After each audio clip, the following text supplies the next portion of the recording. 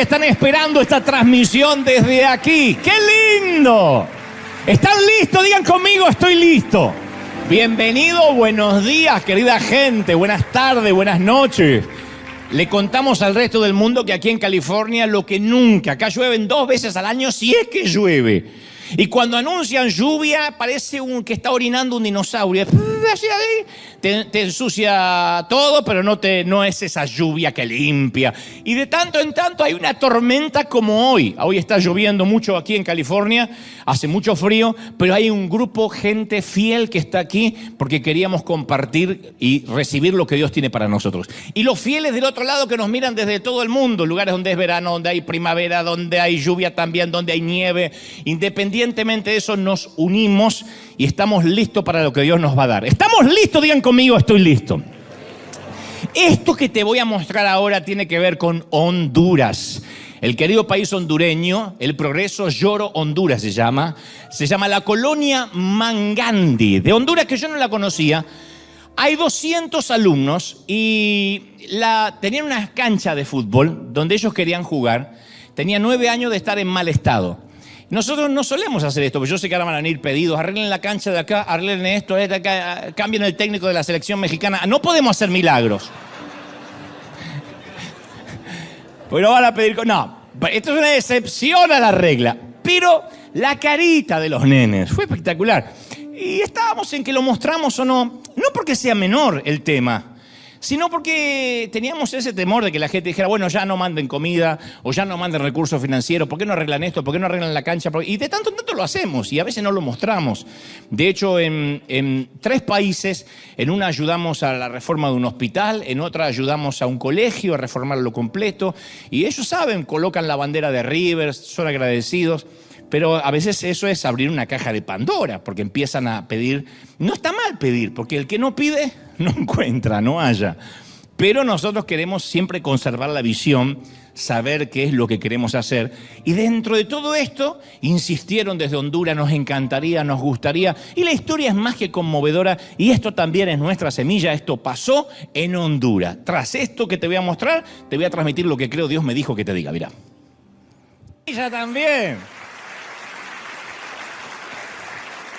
Hay un periodista, creo que está en Colombia, que está haciendo una suerte de investigación, pero investigación de la buena, porque dice, está preguntando si hay un interés político. Y nuestra respuesta es, a menos que querramos poner un presidente en cada país, es imposible que tengamos una intención política o una intención que tenga que ver, o una agenda oculta, ¿no es cierto? Sino que lo que queremos es bendecir. Y hay gente de todo el mundo que me está mirando que dice, bueno, también tenemos un proyecto. Sí, necesitamos que el proyecto sea viable, que se pueda hacer rápido, relativamente rápido, porque a veces nos piden, queremos construir un barrio, no, tiene que ser algo que se pueda hacer práctico, pragmático, que se pueda palpar y que además pongan la tracción a sangre, que se pongan las camisetas y a trabajar, que eso no lo podemos hacer nosotros. Entonces ahí es cuando enviamos recursos. Así que a toda la gente de Honduras, el caluroso aplauso para ustedes, los bendecimos, gracias por estar ahí. Una bendición. Esto es River. ¿Acaso existe otra manera? Estamos en toda la región. A donde vayamos, a donde viajes, se va a ver a veces un camión de River, camisetas de River, banderas de River. Y creo que esa es la iglesia que Dios quiere, la iglesia que vio Ezequiel, que cuanto más se alejaba el río o cuando más se alejaban las aguas del altar y llegaban más lejos, más hondo era. Y había fruto y el fruto nunca escaseaba. Ese es el avivamiento, ese es el mover del Espíritu. No meter puertas para adentro al Señor, sino sacar las puertas para afuera. Y eso tiene que ver contigo. Gracias. Por eso me encantaría, no soy de pedir esto ni de molestarte, pero me encantaría que al que tengas a tu derecha y a tu izquierda le diga, cabezón, esto fue por ti también. Gracias, esto es por tu siembra. Para que se sienta culpable si nunca ofrendó. Si nunca dio, digo, oye, ¿para qué me agradecieron? Si yo nunca puse nada, no se me cae una moneda. Pero de a poquito vamos rompiendo. Muy bien, ¿estamos listos, sí o no? La primera vez que escuché esta historia que te voy a contar ahora fue a través de un gran autor, a quien admiro muchísimo y que nunca olvidé. Y al momento de titular este mensaje, pensé en buscar la manera en que tú tampoco te lo olvides nunca, y que siempre relaciones este título con lo que Dios va a decirnos hoy. Que eso es lo maravilloso del mensaje, de la retórica, de un sermón, que uno dice, me acuerdo cuando el Señor nos habló de tal tema y me acuerdo el título, que es imposible olvidarlo. Entonces uno inmediatamente genera en el cerebro un sector cognitivo donde colocamos la extraña historia del paracaídas rosado, donde Dios me habló determinado tema. Y eso es lo que yo intentaba. Y esta es la escena de la historia. Tú y yo y otra media docena de amigos sobrevolamos el Pacífico en un pequeño avión privado. Vamos a Qatar a ver la gran final. No dije nada. Puede ser Marruecos, Francia, qué sé yo. De pronto, el motor estalla en llamas y el piloto sale corriendo de la cabina y dice, nos vamos a estrellar, grita, nos vamos a estrellar, tenemos que saltar. No es una opción, tenemos que saltar o nos estrellamos. Es bueno que el piloto sepa dónde están los paracaídas, cómo nos tenemos que colocar, porque nosotros no tenemos la menor idea y encima con los nervios menos. Así que los distribuye, somos pocos, nos da unas pocas indicaciones, nos colocamos en la fila mientras que él abre la puerta, hay que saltar. Y es entonces cuando el primer pasajero que está ahí para saltar se aproxima a la salida y grita por sobre el ruido del viento y dice, ¿podría pedir algo? Por supuesto, dice el piloto. ¿Qué necesita? ¿Me podrían dar un paracaídas rosado? Y el piloto incrédulo dice, pero no es suficiente. ¿No es suficiente que tenga un paracaídas? Sí, pero siempre soñé con un día como este, dice el tipo. Y siempre imaginé que iba a caer en un paracaídas rosado. Te dirán, ¿y por qué? Y porque hay gente loca, qué sé yo. Y mientras el tipo está diciendo semejante estupidez, está interrumpiendo la salida del resto de nosotros, que queremos salvar nuestras vidas, que no nos importa el color del paracaídas. Entonces el piloto trata de razonar dentro de los pocos segundos que quedan para razonar en un infortunio como este. Le dice, caballero, usted no entiende lo que está pasando. Le estoy dando un paracaídas. Eso es más que suficiente.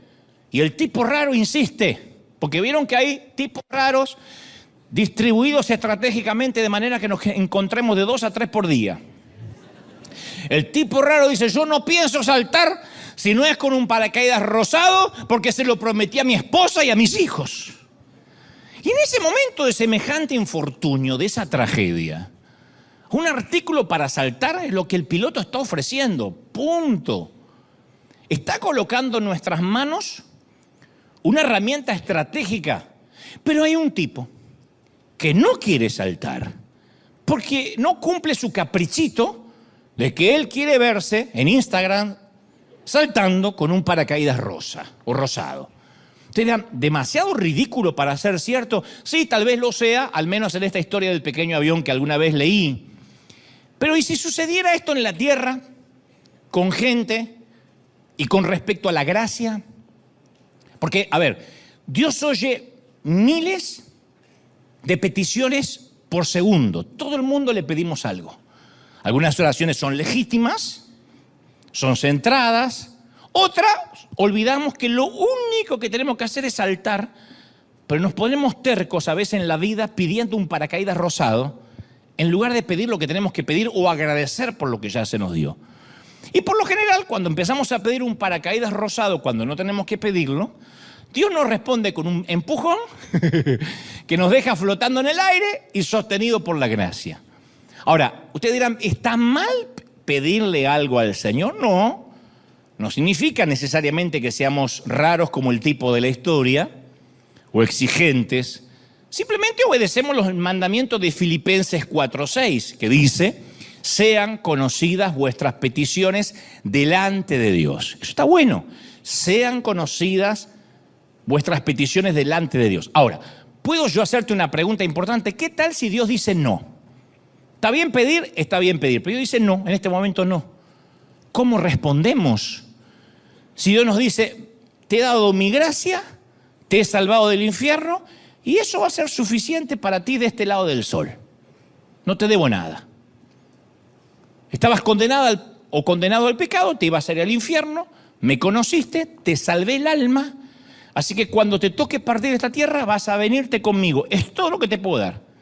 Mi pregunta es, ¿quedamos satisfechos? ¿Nos alegramos? ¿Qué tal si el único regalo que Dios nos diera fuera su gracia para salvarnos? Nada más. Estabas perdido en el pecado, te ibas al infierno. Y ahora se te dio un paracaídas para que salves tu vida. La pregunta sigo insistiendo. ¿Nos contentamos con eso? ¿Estamos felices? Vamos por la vida y le pedimos a Dios que salve la vida de nuestro hijo. Está bien. Le rogamos que mantenga a flote nuestro negocio. Está bien. Le imploramos que elimine el cáncer de nuestro cuerpo. Está bien. Pero la pregunta hipotética es, ¿y qué tal si Dios dijera que te baste mi gracia? No hay ningún amén, como me imaginé. Ya no causa tanta risa el paracaídas rosado, como me imaginé. ¿Qué tal si Dios dice que te baste mi gracia? Punto. Desde la perspectiva del cielo, la gracia de ser salvo ya es suficiente. Se te salvó el alma. Punto. Es como un enfermo terminal que se le salva la vida del cáncer y él dice, sí, pero lo que pasa es que me quedaron marcas y cicatrices. Se te salvó la vida. Sí, pero yo no quería estar en la cama de un hospital en el posoperatorio. Se te salvó la vida. Uno agradece por haber salvado la vida. O sales de un incendio chamuscado con el pelo quemado y dices, sí, pero se me arruinó el peinado justo que fui a la peluquería. Pero se te salvó la vida. Entonces Dios dice, te estoy dando un paracaídas para salvarte del infierno, cabezón. Salta y ponte a salvo. Es todo lo que tienes. Y nosotros decimos, sí, está bien, Señor, pero ¿habría una posibilidad de un paracaídas rosado? Si Dios salva nuestras almas y luego nos deja viviendo leprosos o en una isla desierta, ¿sería injusto? ¿Nos estaría debiendo algo? Después de darnos la vida eterna, ¿nos atrevemos a rezongar por un cuerpo dolorido, por una salud frágil? No digo que hay que estar agradecido. Digo, ¿nos atrevemos a rezongar?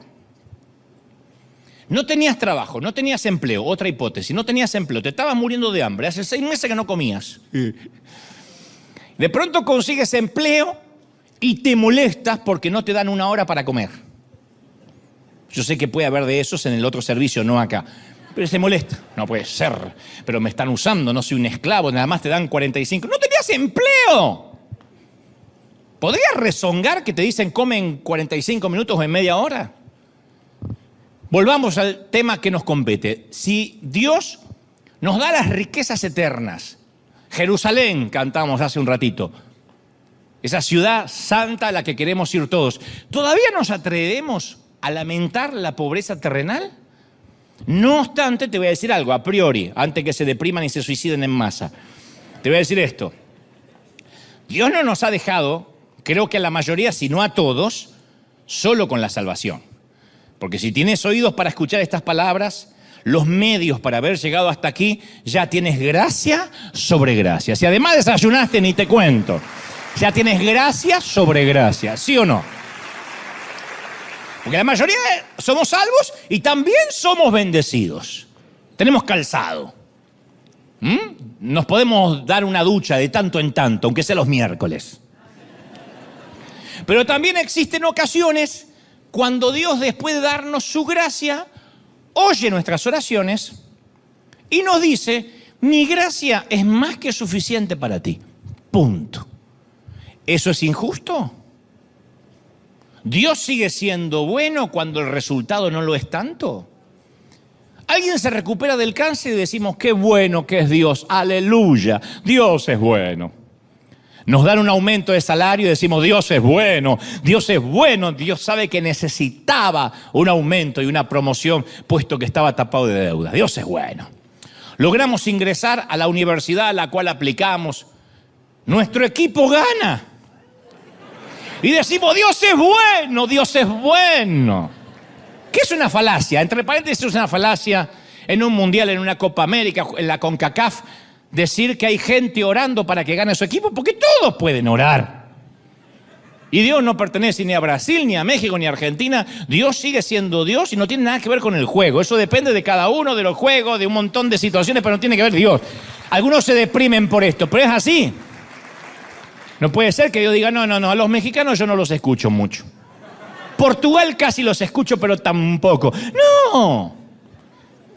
Pero nosotros decimos, Dios es bueno, nos dio una alegría al pueblo. ¿De verdad? Ahora, la pregunta es, ¿daríamos gracias a Dios de igual manera si las circunstancias fueran diferentes? Dios es bueno en la maternidad y en el cementerio. Dios es bueno en la fila del supermercado, pero en la fila para conseguir empleo. Dios es bueno en los días de provisión y en los días de recesión. Porque José tuvo un sueño y dijo que veía 7 años de abundancia y 7 años de escasez, y que ambas eran permitidas por Dios, ambas estaban bajo el paraguas divino. La pregunta es, ¿Dios sigue siendo bueno aunque las circunstancias no lo sean? Porque si no, tenemos que rever qué hemos creído. Si no, no venimos a la iglesia porque Dios es Dios, sino porque compramos un seguro médico, un seguro de vida. Entonces, la mayoría de nosotros entendemos esto, que es teología básica. Bueno, el Señor me dio la salvación, punto. Pero después, sin querer, es como que firmamos o sentimos que firmamos un acuerdo contractual con Dios, como si fuera un contrato unilateral. ¿Qué es un contrato unilateral? Un contrato que firma una sola persona. Y para que un contrato tenga sentido, tienen que firmar las dos partes. Pero uno siente que firma un contrato y que Dios también lo firmó. Dios nunca lo firmó, nosotros lo firmamos. ¿Cuándo lo firmamos a ese contrato unilateral? Cuando dijimos, Señor, yo prometo ir a la iglesia y servirte, pero si tú, Señor, a cambio, salvas mi matrimonio. Yo, Señor, prometo que si sanas a mi hijo, no dejaré un día de orar. Señor, cuida mi trabajo y yo te prometo que también voy a dar todo de mí para servirte. Y es un contrato que uno firma. ¿Dios puede salvar a nuestro hijo? Sí, o puede que no. Y no nos debe nada. Y entonces cuando Dios después no satisface nuestras expectativas, quedamos girando en un torbellino de preguntas. ¿Estará Dios enojado conmigo? ¿Se habrá esfumado? ¿Será que su poder es limitado? ¿Lo habrá superado el diablo? ¿Será que esta vez el Dios no tuvo fuerza? Y mi pregunta sigue siendo, ¿qué creemos de Dios cuando la vida no es tan buena como debería ser? ¿Por qué si el matrimonio fracasa, si el hijo se pone rebelde, si la suegra se queda en casa, enseguida dudamos si Dios sigue siendo bueno? Cuando Él prometió o dijo que la bondad de Él era igual a que no tengas nunca una tormenta en la vida o que las cosas siempre te vayan bien. El apóstol Pablo conocía la angustia de una oración que no es contestada. Pablo, el apóstol. Y en la segunda carta de Corintios, capítulo 12, versículo 7, él dice, y para que la grandeza de las revelaciones no me exaltase desmedidamente, me fue dado un aguijón en la carne, un mensajero de Satanás que me abofeté continuamente, ¡paf! Caminaba y ¡paf! Le daba una bofetada a Satanás. Para que no me enaltezca sobremanera, para que no me salga el argentino que tengo dentro. Respecto, por lo cual, he rogado 3 veces al Señor que lo quite de mí. 3 veces. Y el Señor me ha respondido, me ha dicho, bástate con mi gracia. Mi poder se va a perfeccionar en tu debilidad. Mientras sea débil, mi poder va a crecer, mientras seas débil. Entonces yo veo a un hombre que encabezando su lista de oración, había una petición no identificada por nosotros, que dominaba sus pensamientos. Y le asignó un código secreto a su ruego, una cosa entre él y Dios, una espina. Él no dice qué espina era, dice una espina clavada en el cuerpo. Dios sabía cuál era la espina, él sabía cuál era la espina. Nosotros que leemos las escrituras y las cartas de Pablo no sabemos cuál es la espina. Presumo que a veces el dolor es tan íntimo que no queremos dejar un documento escrito sobre papel de lo que estamos pasando. Muchos oramos así, Señor, tú sabes aquello, tú sabes aquello otro, que ni lo queremos ni decir porque hasta nos avergüenza delante de Dios. Dios ya sabe, ya se lo dijimos una vez. Esa es la manera de orar de Pablo. O quizá había hecho la oración tan a menudo que recurrió a un tipo de abreviatura y simplemente la llamó espina, de eso que siempre hablamos, Señor. Aquí estoy para hablarte otra vez de la espina, Padre. abrevió la oración. O tal vez sería que al dejar el ruego de manera genérica, sin decirnos cuál era la espina, tal vez eso hace que la oración de Pablo también sea nuestra oración. ¿Acaso todos no tenemos un aguijón, una espina en la carne? No me miren con cara de Elías reencarnado. ¿Todos no tenemos un aguijón, una espina, algo que no se termina de resolver? ¿Tenemos debilidades que nos aguijonean? Mirá, menos me dicen amén. Palabras, pensamientos, codicia, mal carácter, rencor, chisme. Hay algunas risitas nerviosas porque se le vio la espina a alguien. Dicho esto, yo quiero contarte algunas cosas sobre la espina, sobre esa espina de Pablo. En primer lugar, recordemos que somos hijos de Dios. ¿Sí o no? Entonces, algunos creen que si batallan con una espina, contra una espina, es porque Dios los abandonó como hijos. Yo pensé eso mucho tiempo. Si yo tengo una espina y estoy luchando con un aguijón hace años, tal vez no sea un hijo de Dios o no esté logrando lo que Dios quería que yo lograra. Porque a veces la lógica más o menos sigue esta línea. Soy cristiano, a ver, pero mis deseos y pensamientos son cualquier cosa menos cristianos.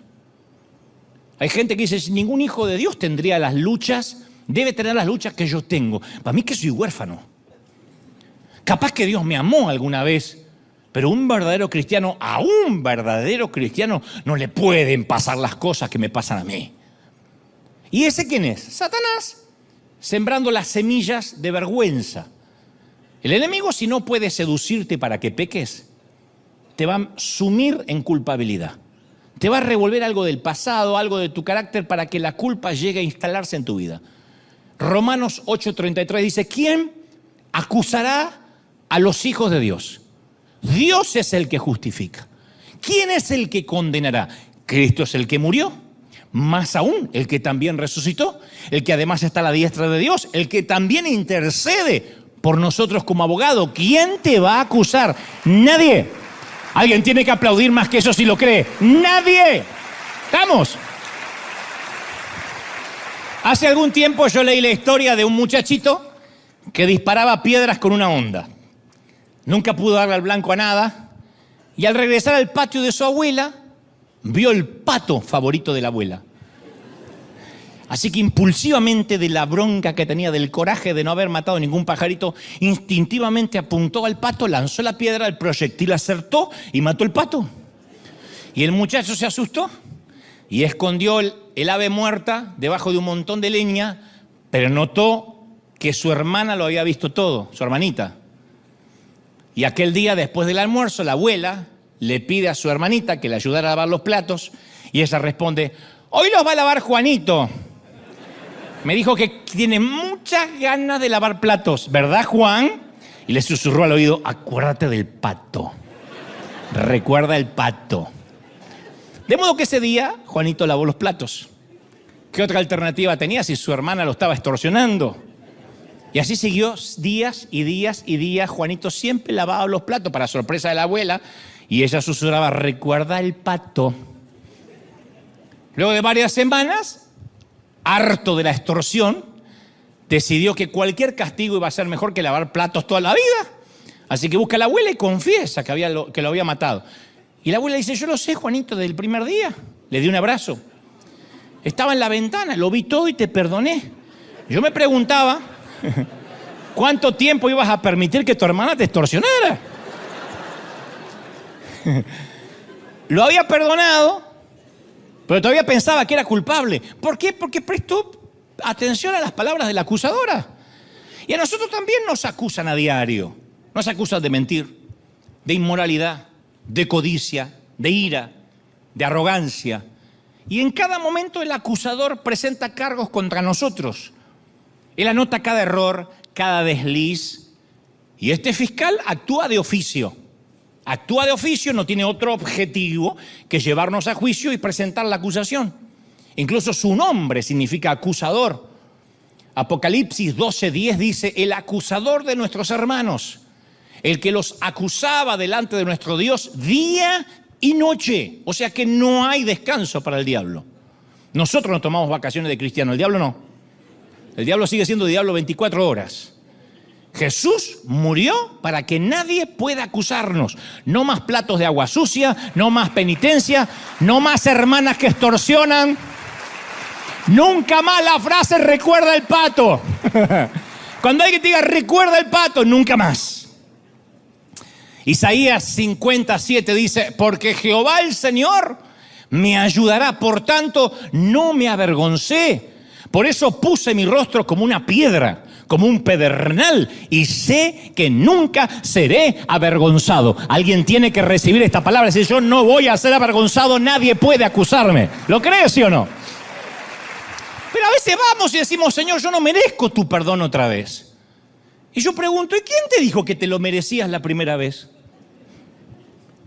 Porque Él no fue a la cruz porque la primera vez sí te lo merecía. Tampoco te lo merecías. Además, el hecho, esto es maravilloso, te va a sanar. El hecho que tengamos un aguijón y que estemos bajo ataque, quiere decir que estamos del bando correcto. Pablo escribe lo siguiente en Romanos 7:14, dice, porque sabemos que la ley es espiritual, dice Pablo, mas yo soy carnal. Esto lo dice Pablo, no me miren a mí diciendo, lo confesó. Esto es Pablo, vendido al pecado. Porque lo que hago no lo entiendo, pues no hago lo que quiero, sino lo que aborrezco termino haciendo, dice Pablo. Y si lo que no quiero, eso hago, apruebo que la ley es buena. De manera que ya no soy quien hace aquello, sino el pecado que está dentro mío, que mora en mí. Y yo sé que en mi carne no mora el bien, porque el querer hacer bien está en mí. Tengo intenciones de hacer bien, pero no puedo. Porque no hago el bien que quiero, sino el mal que no quiero termino haciendo, eso hago. Y si hago lo que no quiero, yo ya no lo hago yo, sino el pecado que mora en mí. Usted dice, ¿qué quiso decir Pablo con toda esa catarsis, esa terapia y esa controversia? Yo lo único que noto es el tiempo verbal con el cual Pablo está escribiendo. Dice, el pecado que mora en mí, no el pecado que moró en mí, el que mora en mí. No dice, algún tiempo cuando yo no tenía a Cristo, hacía el mal. Dice, no, yo no puedo hacer el bien que quiero, sino que termino haciendo el mal que no quiero. Está hablando en tiempo presente. ¿Me están siguiendo? A nosotros nos cuesta horrores hablar en tiempo presente. Hace poco alguien siempre me dedican muchos videitos en YouTube, lo cual se lo agradezco mucho. Debo ser el influencer que menos trabaja y el que más view tiene. Porque me dedicaron un video diciendo, Dante habla de sus pecados y habla de sus debilidades y eso está mal. Pablo está diciendo el pecado que mora en mí. No describe una lucha del pasado, sino un conflicto del presente. Entonces usted dice, ¿y qué le pasaba a Pablo? Bueno, hasta donde sabemos, estaba librando una batalla espiritual, un combate espiritual, incluso cuando escribía esta carta. O sea, ¿quiere decir que Pablo batallaba con el pecado mientras escribía un libro de la Biblia? ¡Sí! ¿Acaso hay alguna ocasión más estratégica para que Satanás apunte contra él que cuando está escribiendo un libro de la Biblia? ¿Por qué pensamos que cuando uno sirve a Dios se acaban los ataques? ¿Es posible que Satanás temiera al fruto que iba a producir esta epístola de Romanos? ¡Obvio! Esto explica por qué cuando te decides servir a Dios se desata un infierno con tu marido. Cuando decides voy a no faltar ningún domingo en la iglesia aunque llueva, tu hijo le agarra el espíritu de Caín, de Coré y de Nabucodonosor, todo junto. ¿Podría ser que Dios le teme al fruto de nuestra vida como le temía al fruto de esta epístola? ¿Pudiera ser que estamos bajo ataque? No porque seamos débiles, sino porque el Satanás sabe que vamos a ser muy fuertes. Y tal vez espera que al derrotarte hoy tendrá un misionero menos, un dador menos, un servidor menos, un predicador menos con el cual luchar mañana. Por eso Pablo agrega, miserable de mí, en Romanos 7:24, termina diciendo, miserable de mí, ¿quién me librará de este cuerpo de muerte? Dicho en forma sencilla, somos impotentes para batallar solos contra el pecado. Por eso luego Pablo de hacer esta pregunta retórica, ¿quién me librará de este cuerpo de muerte?, se la autorresponde. Dice, gracias doy a Dios por Jesucristo, Señor nuestro, el que nos salvó primero y todavía nos vuelve a salvar. Alguien tiene que aplaudir por ese Dios. ¡Aleluya! Menos mal. Gracias a Dios que nos salvó y todavía nos salva. Todavía nos salva. Di conmigo, todavía me salva. ¡Qué lindo! Nunca hay un punto en el cual seamos menos salvos que el primer momento que Él nos salvó. Nunca. Sencillamente porque gruñimos durante el desayuno, no quedamos condenados al infierno para el mediodía. Cuando perdimos los estribos ayer, no perdimos la salvación. Esto le causa urticaria a un montón de gente en la iglesia, en otras congregaciones, pero es así. Nuestro nombre no desaparece y aparece de vuelta en el libro de la vida, dependiendo de nuestro humor o de nuestras acciones. ¿Cómo lo sé? Porque primero por la Biblia, que te lo voy a demostrar paso a paso, y segundo porque soy papá.